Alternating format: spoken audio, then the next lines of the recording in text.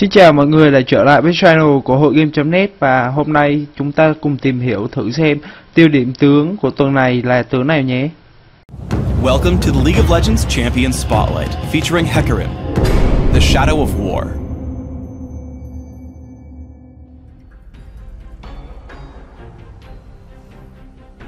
Hecarim is a melee fighter who specializes in high mobility and jungling. Whether striking multiple nearby enemies on the move or leading the charge into teamfights, Hecarim exemplifies mobile, high-impact fighting.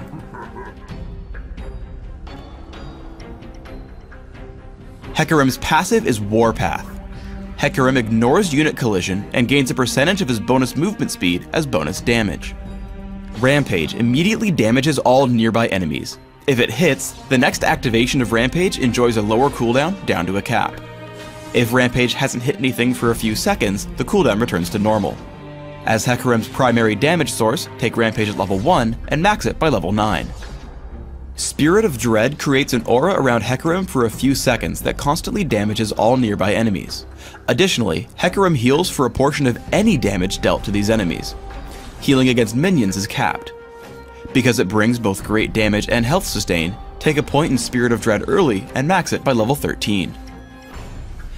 Devastating Charge grants Hecarim steadily increasing movement speed for a few seconds. If Hecarim attacks an enemy during this time, he deals bonus damage and knocks back his target. Devastating Charge deals even more damage based on how far Hecarim has traveled during the effect.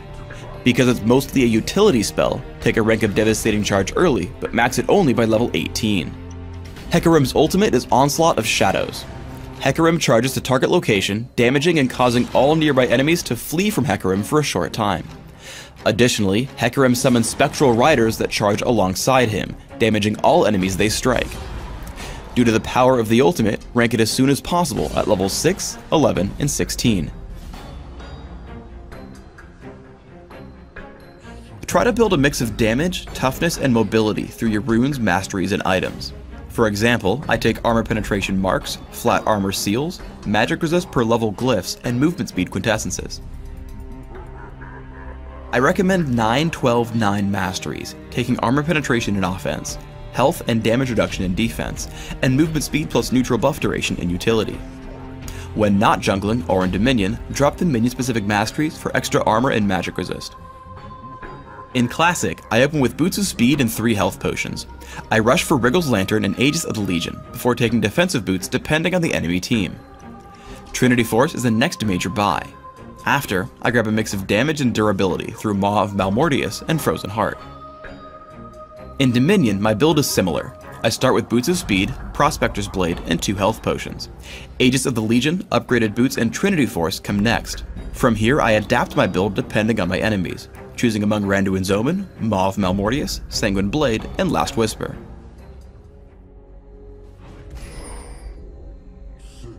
Try to always gank enemies from behind. I activate Devastating Charge, close the distance on Galio, and make sure to push him away from his turret. I keep pace with him while I hit Rampage and Spirit of Dread to deal as much damage as possible, before retreating from the turret and giving Nasus first blood. Let's look back at this fight, because there's something else to point out. Hecarim wants to keep up with enemy champions as long as possible to maximize his damage. Notice how I tell Hecarim to move forward immediately after every basic attack, ensuring that I stay next to Galio as long as possible for more Rampage hits. Make sure to use the most of Hecarim's mechanics. Before I shove Ezreal toward the wall, I first use Rampage, because Devastating Charge's movement speed feeds into Warpath, giving me bonus damage. I chase with Ghost as he runs, using Rampage and Spirit of Dread to kill him without breaking stride. I turn on Kayle and hit Onslaught of Shadows to lock her up under the turret and grab another kill. Finally, with Spirit of Dread still active, I Rampage and smite nearby minions to gain health back as I escape. When jungling, try to keep your cooldown reduction on Rampage alive between camps. To do this, make sure that Rampage is the killing blow on the last monster of the camp, then immediately run to the next one. As soon as you're in range, hit Rampage again to keep the cooldown low and enjoy your extra fast jungle speed. In this case, it let me clear the camps just fast enough to grab the Lizard Elder with Smite and run away with Devastating Charge. Remember that Onslaught of Shadows will constantly force the enemy champions to run away from you. Here I initiate on Rammus and move such that he'll run into my team. I push him with Devastating Charge and stay in front of him, cutting down his health with Rampage.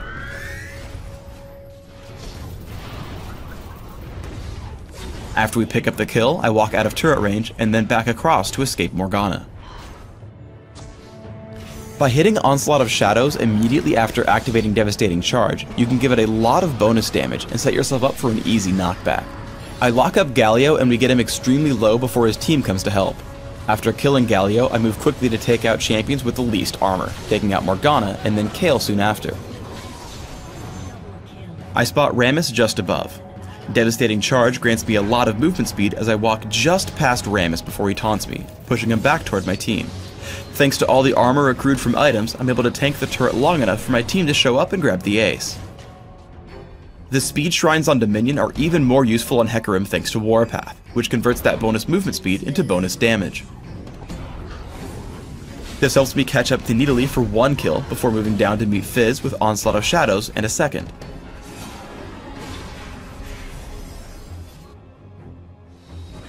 Combining speed shrines with Hecarim's ability to deal damage while moving means you should always try to juke skill shots. After taking down Nidalee and Fiora, I'm put into a duel against Fizz. I start winning, but then he fires off his ultimate. I dodge away and then chase him down with Devastating Charge. I take him out with Rampage and win control over the middle. Thanks for tuning in to the Hecarim Champion Spotlight. Please subscribe to the Riot Games YouTube channel above, and don't forget to thumbs us up just below the video.